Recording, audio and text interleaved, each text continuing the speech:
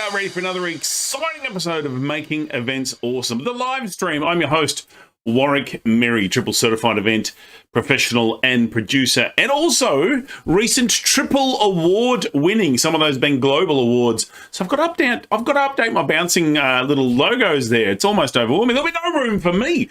But let's not talk about me. Let's talk about you. Let's talk about what you think about me. Well, let's talk about what you think of your host. Now, today, I just wanted to really quickly talk about what can you do as a host, or even as a speaker, or even as an organizer to try and get more people excited with what's going on stage. Let's face it, it's all about energy. And sometimes it's the gap in the energy. Talk to any speaking professional or person who trains in professional speaking, and they will say sometimes it's the gap, the pause, that helps people really lean into, oh, what are they going to say next?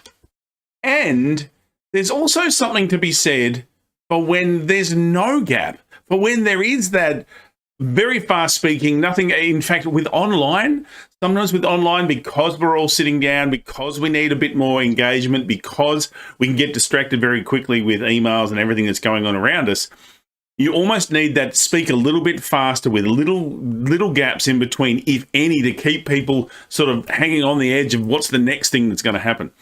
So that helps really manage the energy of what's going on in the presentation. So whether you're a host, whether you're a speaker, these are the things that you really need to do. You really do need to take into account. Along with that, it's really good as a speaker to look at what is it that the audience are familiar with that you can tap into. So sometimes if you're having a bit of a joke or a funny moment, everyone's very familiar with, radio DJs and how they go, hey, hello, Dylan, where you from? You've won a new car. And so you can make a joke about something they know because it's out of context, so it can be funny.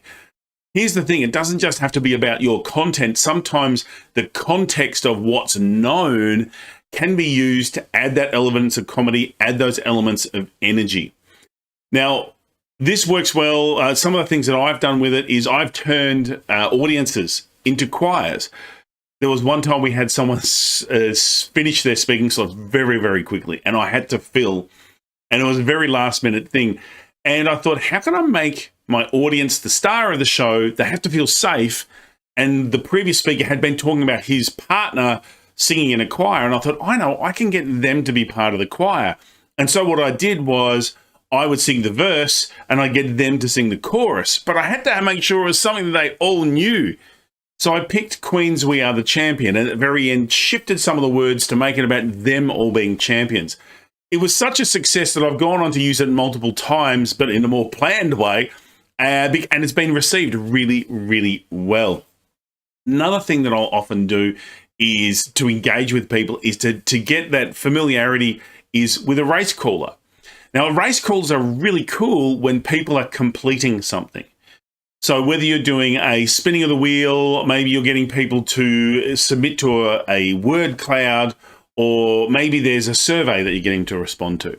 So these kind of things can help add energy and add that little bit of je ne sais quoi to what you've got going on.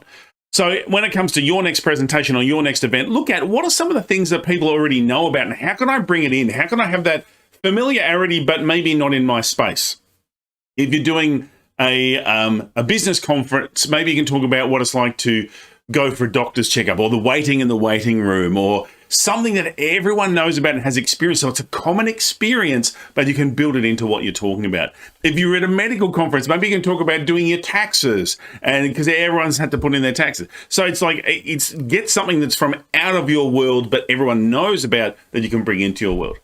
Just a couple of different ways to help make your next event awesome. Now, I know talking about some of this stuff can be a bit dry if you don't know what's going on and you can't really experience it. So here's a sample of a conference I recently was hosting, one of the main rooms, and we had to complete a survey because based on this poll would dictate who was going to take some action in the following, in that afternoon with some of the different sessions. So let's go to the poll and see what's happening. All right, over to you at the polls.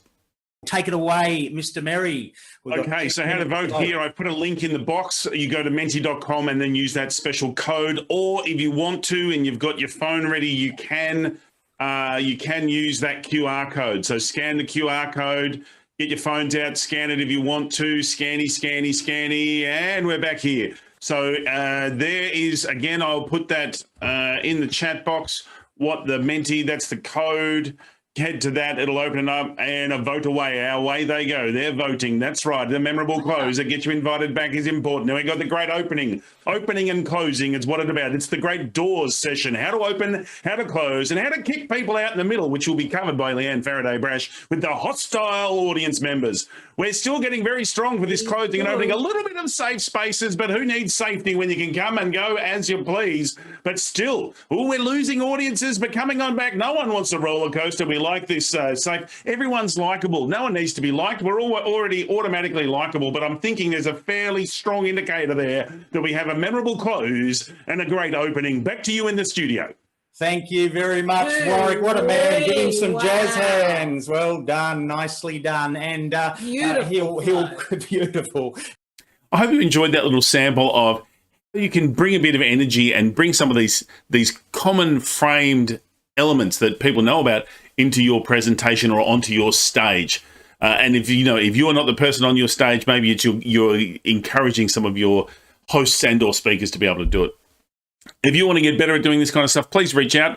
I run a Facebook group called Making Events Awesome, where we talk about a whole lot of different stuff in there. So why not come and join us? That'd be delightful. MakingEventsAwesome.com.